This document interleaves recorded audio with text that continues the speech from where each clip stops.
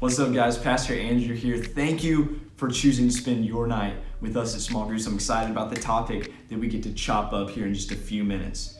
You know, this question, it's a culturally controversial question. It's one that a lot of people ask and honestly struggle with. And it's, why do bad things happen? Or you could say, why does God allow bad things to happen? And it's honestly a very valid question because every single one of us experiences pain in some degree, some worse than others, but good people and evil people alike, we all experience pain. So we struggle with this question, and to be honest with you, there's not a single verse in scripture that you can point to and say, okay, this is the answer to this question.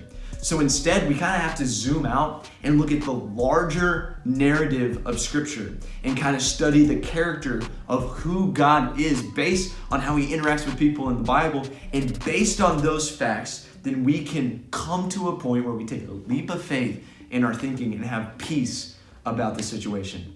Let me tell you something.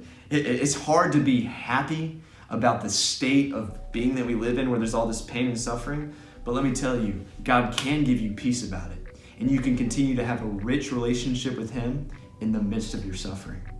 So tonight we're going to talk about this, but the place I want to start is the reality that many people think that they get frustrated with God because of the bad things that are happening. So they could say either God caused it or He allowed it. And so they blame God for sickness. They blame God for pain. But if you look at the truth, you find out that it's not God that caused someone to get sick. It's not God that caused something bad to happen. It's actually this issue is a direct result of original sin. So essentially, it's not God that messed up. It's us that messed up. He created man and woman, and they had this gift of free will where they got to choose whether or not they would love God or reject Him. And ultimately, they made that mistake. They chose their own selfish desires, and as a result, we have sickness, we have death, we have natural disasters, all these crazy things. But God didn't cause that.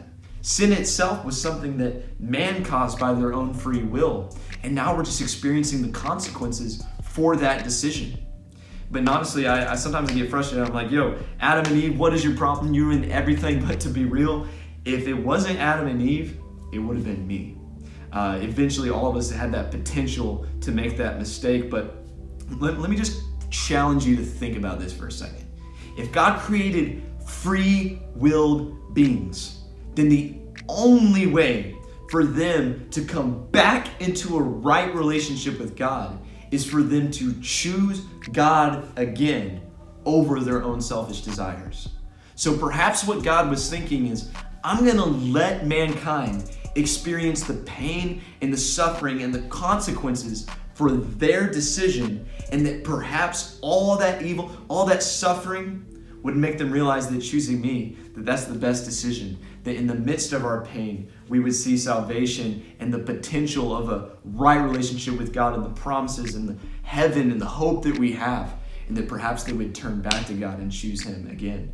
That's the only way for a free-willed person to come back into that right relationship. So honestly, therefore, our entire experience here on earth is just like all the suffering, all the pain, all the crud that we go through is just this blaring sign that says, this is what you've chosen, but God is giving us an opportunity to choose Him again. That's why the Old Testament exists. That's why Jesus came to die on the cross. Everything that's recorded in Scripture is God trying to give as many people as possible an opportunity by their free will to choose Him again in the midst of their consequences for the choice they made that was wrong in the beginning, which caused all this sin and craziness that we're going through. I want you to think about this. The removal of pain in our lives would be removing the very thing that illuminates our need for God. If we didn't have, something to be saved from, like some sort of suffering that we needed salvation from, then salvation that God offers would be completely useless. If it was all blessing, blessing, blessing, blessing, salvation would not be something that was even worth pursuing because there's nothing to be saved from. And that's honestly the only way for us to restore that relationship for a free-willed person is for us to choose God. That's what real love is. Real love isn't forced. If God forced us to love Him against our will, that's robbing us of the gift of free will that he gave to us from the very beginning. So guys, this is a very tough topic to chop up, and hopefully I maybe challenge the way you think, and we're about to discuss it. Let me just tell you, whatever you've been through, it's not something that is taken lightly. You can be honest, you can be open. We just want to come to the point that in the midst of all this bad, we can see that God has given us an opportunity to choose to have hope for something that's good beyond the pain that we're in. I love you. I'm proud of you for being here tonight. Let's chop it up in discussion.